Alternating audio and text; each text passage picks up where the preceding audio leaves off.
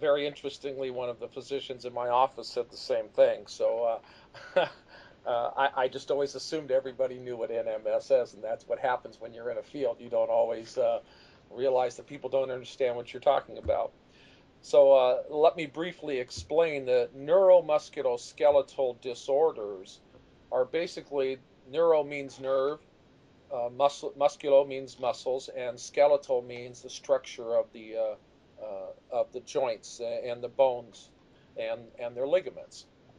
And so any alteration in the nerve function, the muscle activity, or the structure of the joints of the spine, and of course the rest of the body too, will cause abnormal function in the person. Now, as I wrote in my article, my Easing article, whether it comes from trauma, which say somebody gets in a motor vehicle accident, you have significant trauma. Well, it's going to damage the joints, it can damage the muscles, and of course, it can damage the nerves. And in most cases, because when you think about the structure of the body, all those factors are always involved to some degree.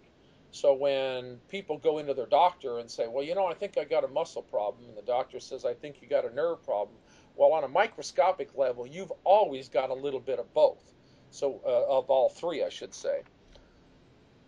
So what you're really looking for as a physician is what are the main components that we're dealing with that are abnormal function as a result of this trauma? Is it mostly nerve? Is it mostly muscle? Is it mostly bone and joint damage? Or what combination of those you're dealing with that puts the patient in the condition that brings them into the office in the first place? So as a patient, you're going into the doctor to say, I hurt. Why do I hurt? Is it a nerve problem? Is it a muscle problem? Is it a bone and joint problem? Or is it what combination of all three? The purpose of a chiropractor, his concern, of course, is the nerve part of it. A physical therapist, uh, most concern is the muscle problem. And the structure and the joint problem is a little bit of both the chiropractor and the therapist.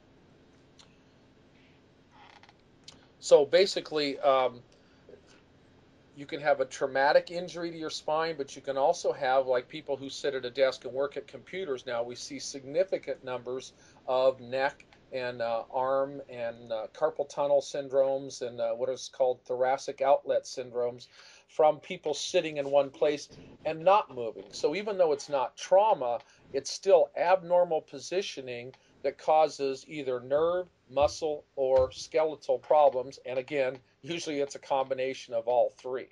And so it's up to the physician to figure out what to do about each one of those components.